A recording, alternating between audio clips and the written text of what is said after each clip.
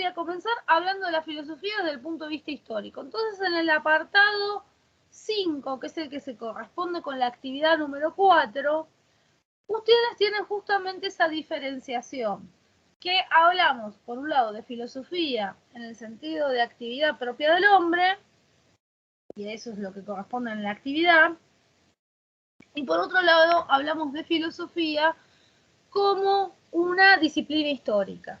Entonces ahí diferenciamos entre origen y comienzo. Reservamos la palabra comienzo, al menos dentro de la corriente que sigue el manual, que el manual tiene una corriente hermenéutica. Ahí ustedes la van a encontrar en otro lado, la expresión, y son sinónimos, ¿sí? No anden ahora después corrigiendo a la gente. Entonces, comienzo lo reservamos para justamente cuando la filosofía aparece históricamente. O sea, la filosofía no está desde siempre, tiene justamente un inicio, un comienzo histórico. Y ese comienzo les marca el libro, que es en el siglo VII antes de Cristo, en Grecia. Especialmente en una ciudad que se llama Mileto y la región Ejonia.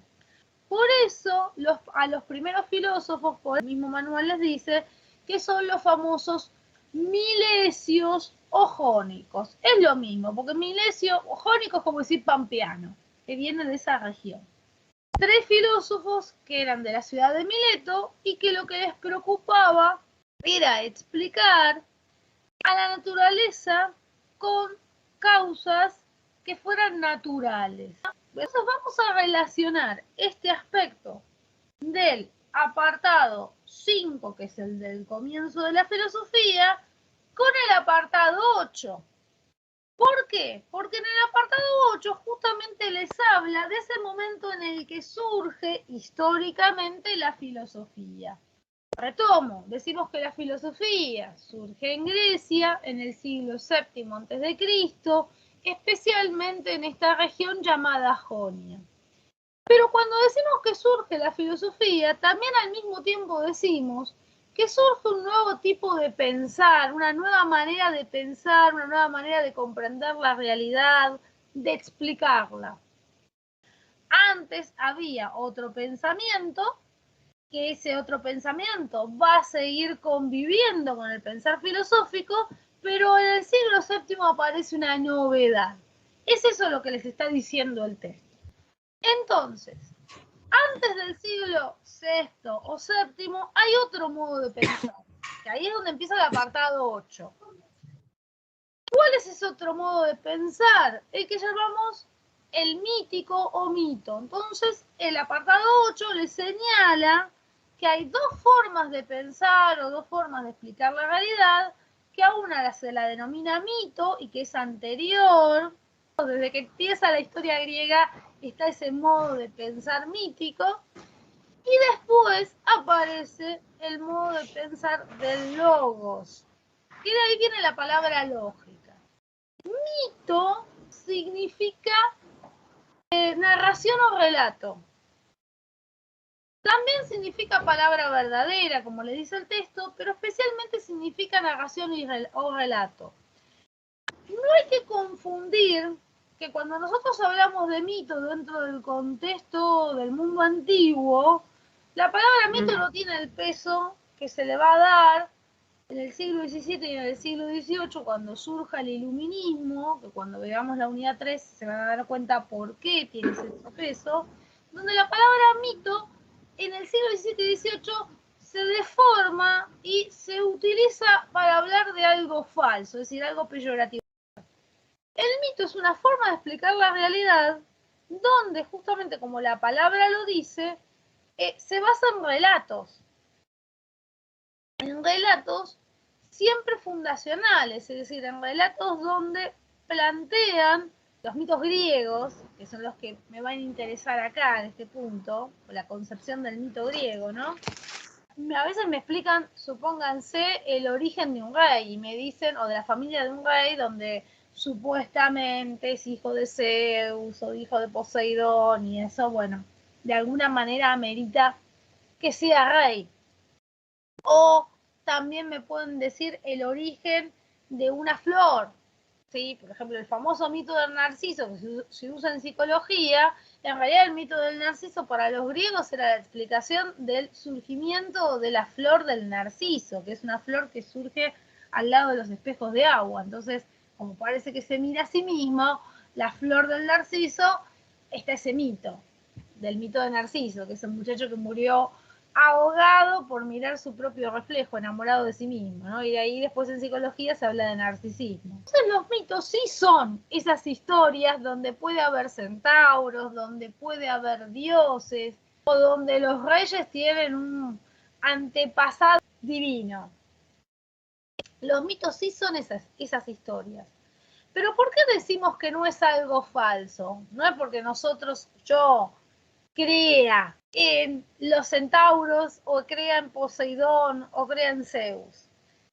Decimos que no es algo falso porque si lo miramos de una perspectiva cultural, y esto es la característica que tiene la hermenéutica tiene la característica de que trata de entender, ¿sí?, los conceptos de acuerdo a la percepción del mundo que tiene esa cultura. Es decir, cada cultura tiene una forma de percibir el mundo diferente, una concepción o lo que llamamos una cosmovisión, es decir, una imagen del mundo distinta. Nosotros hoy en día no tenemos la misma imagen del mundo que tenían los medievales. Como la hermenéutica siempre tiene en cuenta qué percepción o qué concepción del mundo tiene cada pueblo, bueno, nosotros tenemos que tener en cuenta qué concepción del mundo tenían los griegos. Dentro de la concepción del mundo que tenían los griegos, esas narraciones y esos cuentos tienen un valor de verdad. Esos cuentos donde intervienen los dioses, Zeus aparece y embaraza a una reina, o un muchacho se muere ahogado y los otros dioses dicen, ay, es muy bello, qué lástima, vamos a eternizarlo y lo convierten en la flor del narciso. O hay también 500.000 mitos, ¿no? Que son casi muy repetitivos, muy parecidos, de ninfas, o sea, muchachas que son perseguidas por sátiros en los bosques, y entonces ya estando a punto de que el sátiro las atrape, que el sátiro es ese personaje mítico, de que ahí viene después el insulto, ¿no? Hablar, fulanito es un sátiro, que tenía pata de cabra, eran violadores los sátiros. O sea, de ahí viene toda la parte negativa.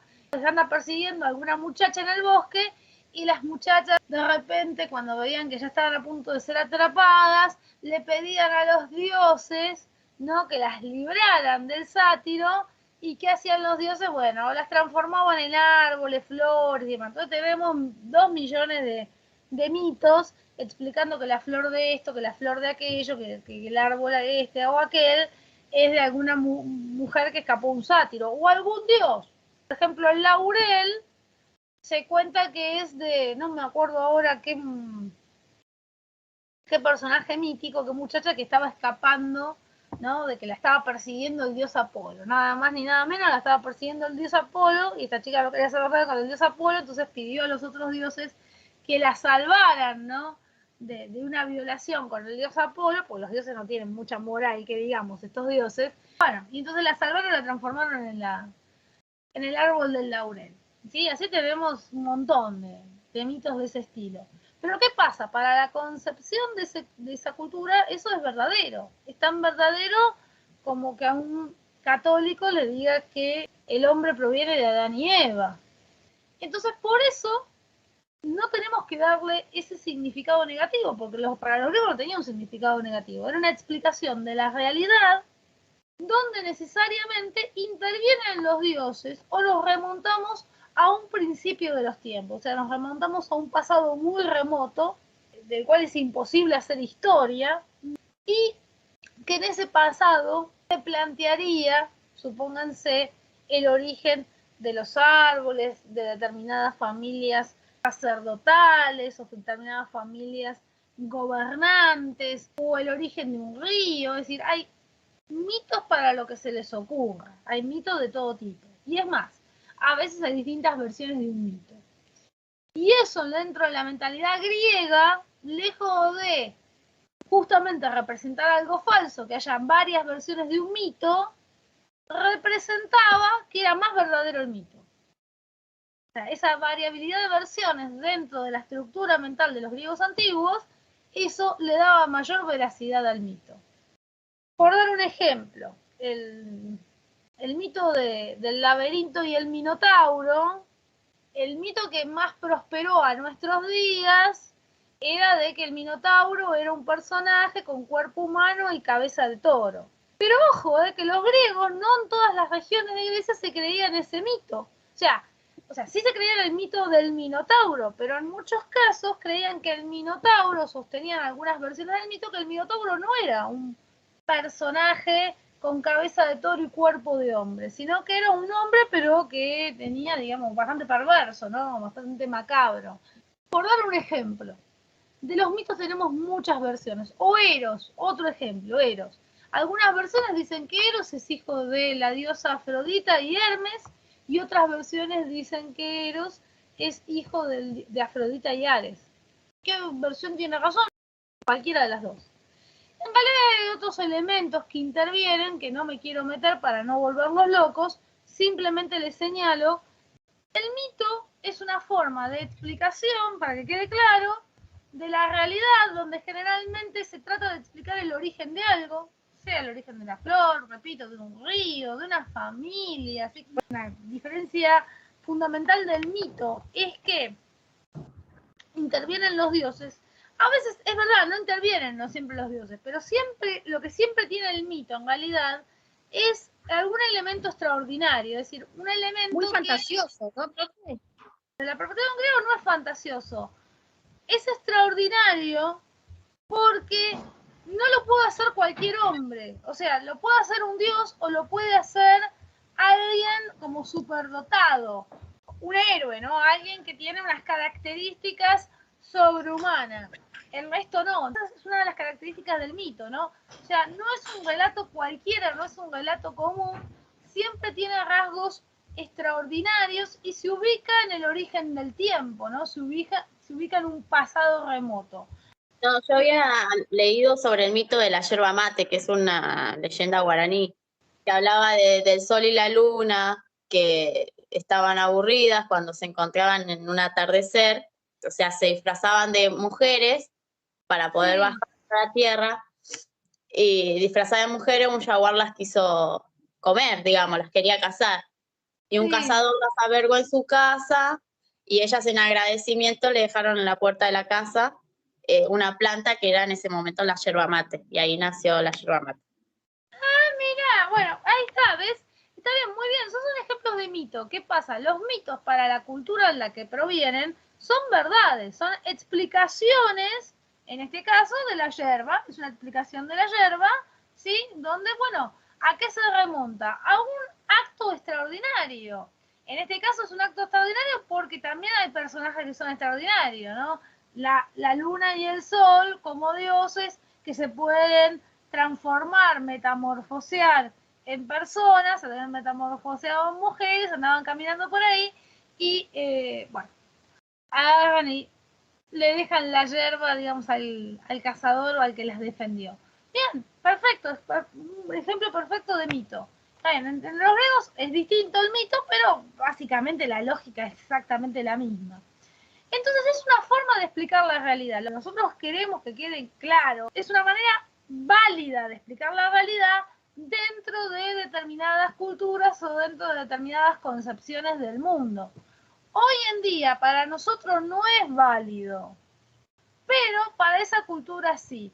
Pero ojo que en nuestra vida actual uno cree que está desterrado el mito y no está desterrado nada. Hay un montón de narraciones que nos cuentan, que dicen que sucedieron de tal manera que nosotros creemos que es así, y después cuando entras a averiguar un poquito no fue así. Entonces eso también sería un mito. Lo que pasa es que no nos damos cuenta. Todos los pueblos tienen mitos. Todos los pueblos, porque si, en las provincias también hay muchos mitos. A nivel antropológico, justamente una de las cosas que caracteriza al hombre o que diferencia al hombre del animal, que se dice el hombre tiene ingreso a la cultura, dentro de ese ingreso a la cultura, desde el punto de vista antropológico, está el tema del mito y está también el tema del rito, que acá no lo vemos, el tema del rito, que el rito son cuando se hacen determinadas celebraciones o determinadas fiestas donde se conmemora ese pasado mítico, y entonces en el rito se hace una acción dramática, teatral, donde se reproduce ese pasado mítico. Vamos al ejemplo que dio Nadia. Hay culturas que celebran, ¿sí?, determinada fiesta. Entonces, ¿cómo lo celebran?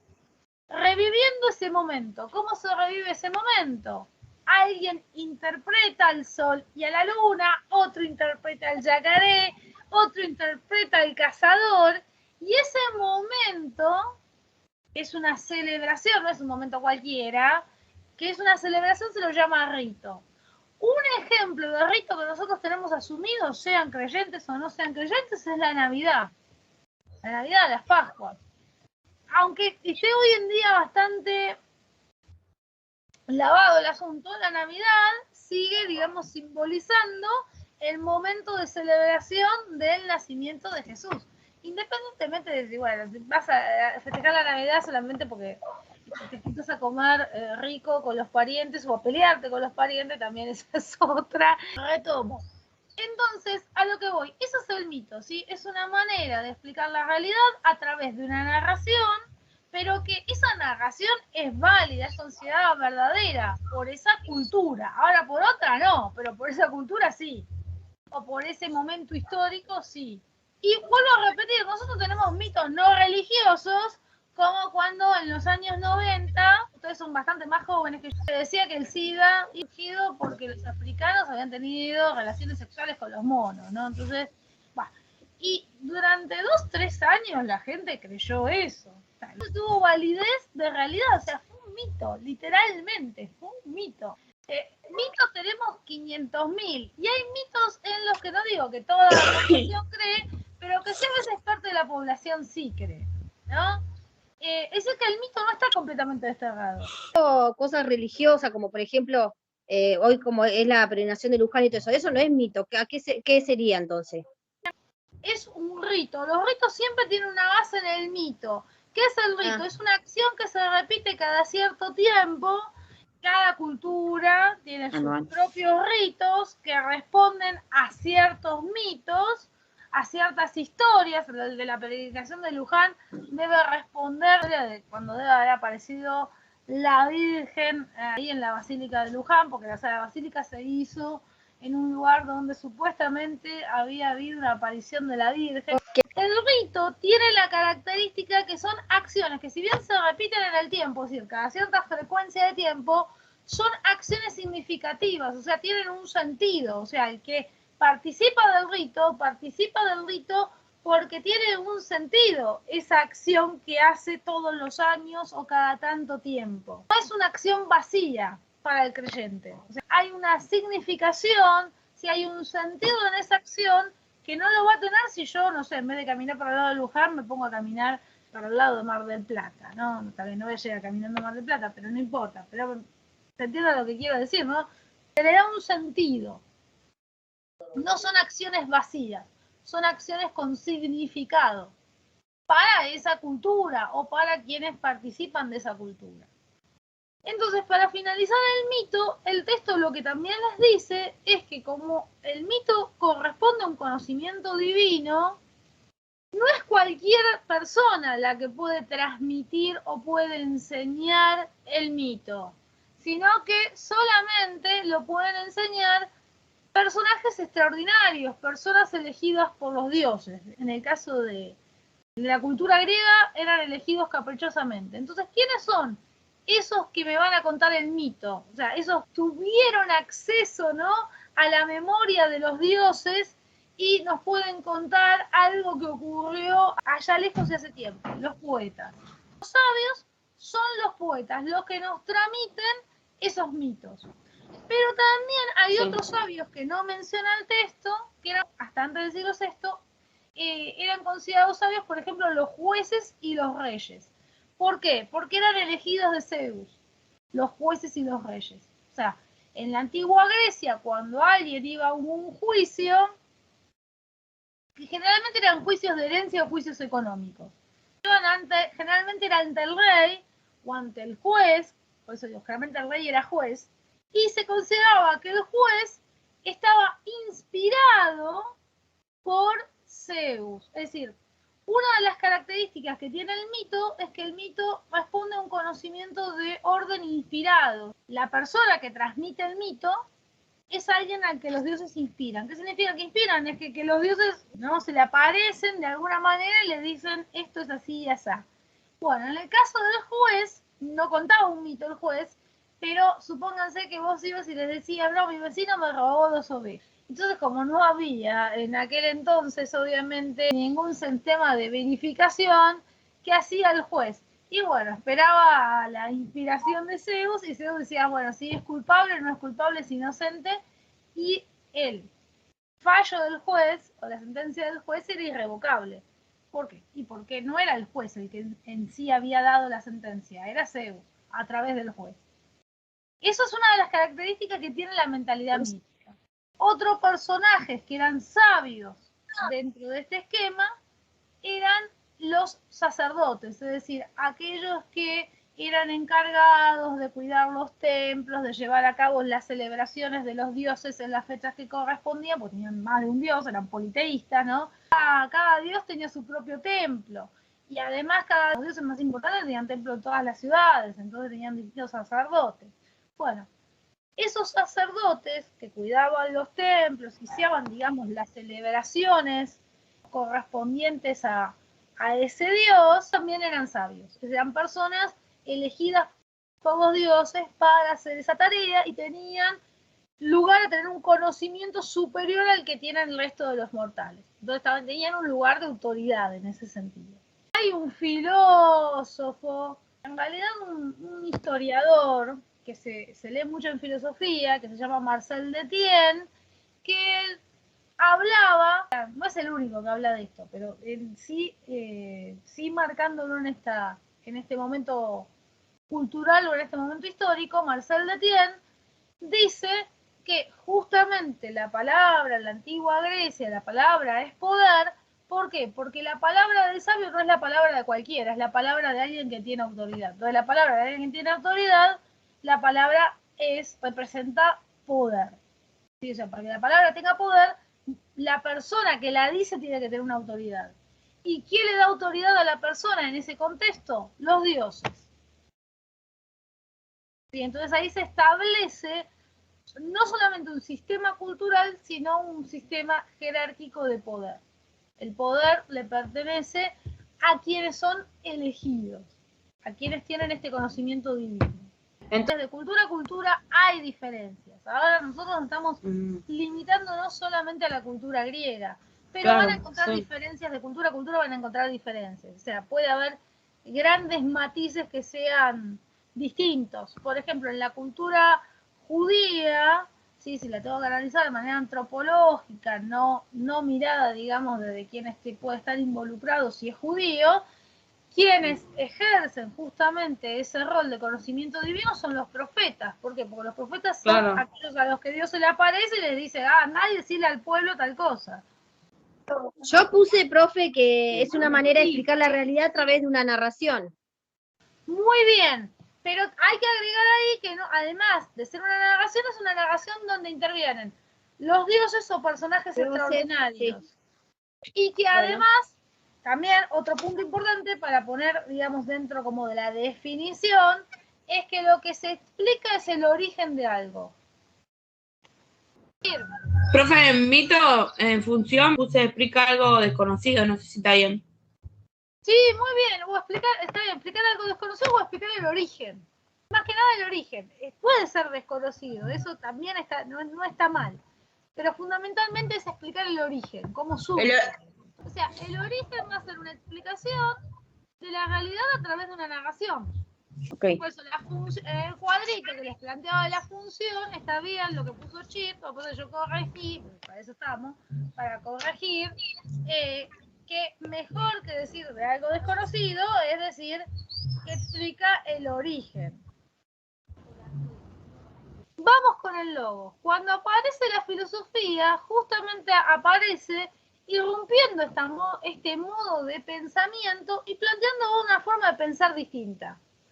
¿Cuál es esa forma de pensar de la filosofía? Es que en vez de decir, bueno, a ver, voy a ser un elegido de los dioses o no voy a ser un elegido de los dioses, bueno, me quedo ahí a esperar a ver si los dioses me dan un conocimiento divino, el filósofo, recordemos que la palabra filosofía es ser amigo o amante o pretender, digamos, el conocimiento, se va a procurar una actitud activa, ¿no? El sofos tiene una actitud pasiva ante el conocimiento. Son los dioses los que le dicen, bueno, a vos te vamos a enseñar tal cosa, y literalmente hay poemas, ¿no? O sea, escritos por poetas griegos, valga la redundancia, uno muy conocido que es la Teogonía de Siodo, donde dice, las musas se me estaba pastando las, o sea, yo lo digo de manera, bueno, prosaica, pero dicho de manera bella, ¿no? Estaba pastando las ovejas, se le aparecieron las musas y le dijeron, oh Hesiodo, a ti te vamos a contar lo que ha sucedido, ¿no? O sea, literalmente esa es la visión, una cuestión pasiva. La persona estaba haciendo cualquier otra cosa y los dioses se te aparecieron y te dijeron que sos un elegido, ¿no? En cambio, en la filosofía no hay esa pasividad de la sabiduría. Hay una búsqueda del conocimiento, hay una pretensión del conocimiento. Y como no hay un solo elegido, entonces, ¿qué hay? Hay un intentar explicar la realidad con los medios que dispone el hombre. ¿Y de qué medios dispone el hombre? Así como el poeta, por ejemplo, estoy oponiendo, dispone de una memoria divina, es decir, de la memoria de las musas, ¿no? de la memoria de ese pasado mítico, el filósofo dispone de la razón, dispone del logos, ¿sí? La palabra logos significa razón, de ahí viene la palabra lógica. Que el texto les dice que la palabra logos también significa palabra verdadera. Sí, también significa palabra verdadera, pero en realidad el peso más fuerte de la palabra logos es que es razón. Entonces el filósofo va a tratar de explicar la realidad con su razón, en vez de que, a ver, que si el dios tal hizo tal cosa, o el héroe tal hizo tal otra. No, el filósofo va a tratar de explicar lo que ve con su razón. Entonces, en principio, la filosofía fue un conocimiento que se orientó al principio, ¿no? En el siglo VI y VII, se había orientado hacia el conocimiento de la naturaleza. Y como no podía explicar la naturaleza, digamos, o para hacer algo distinto, ¿no? A lo que había hecho el mito, no iba a explicar la naturaleza con la intervención de los dioses, ¿cómo voy a explicar la naturaleza? Y bueno, observando los fenómenos naturales, asociándolos a otros fenómenos, ¿no? Tratamos de explicar ciertas circunstancias relacionadas con otras circunstancias o fenómenos naturales. Quiero explicar la lluvia en el mito, puedo crear un mito que diga que, bueno, que una diosa tal llora cada vez que llueve. Pero si quiero explicar la lluvia desde el punto de vista de la filosofía, voy a tratar de ver, asociar a qué otros fenómenos climáticos está asociada a la lluvia para poder entender por qué a veces llueve y a veces está despejado, por qué se forman las nubes, etcétera, etcétera. O sea, el comienzo de la filosofía justamente aparece junto con este tipo de mentalidad que es el logos, que es un intento o una pretensión de explicar la realidad por medio de la misma razón, o por medio de la razón, sin valerse de ningún relato, de ningún personaje extraordinario. En este sentido, el logos es algo que tenemos todos los hombres, es algo accesible a todos los hombres. Entonces, como nos es accesible a todos los hombres, no tenemos que ser elegidos, es decir, todos los hombres, en tanto que pensemos, nos podremos dar cuenta de por qué llueve o por qué el árbol crece, o por deducción lógica. La función es que explica la realidad a través de la razón. La diferencia, bueno, también es la misma la diferencia, pero podemos decir que la diferencia es que no necesita o no requiere de la intervención de los dioses. El hombre tiene un papel activo. Entonces, en el caso del mito, el representante del mito es el sofos. No importa si es un poeta, un juez o un sacerdote, es el sofos. Y en el caso del logos, el representante es el filósofo. Que a todo esto tenemos que tener en cuenta que cuando surge la filosofía en Grecia, no voy a meterme en el tema de Oriente porque Oriente es otra cuestión, en Grecia, filosofía y ciencia en un principio fueron lo mismo. Después más tarde se fueron abriendo caminos, digamos, fueron yendo por carriles separados, pero al comienzo eran lo mismo.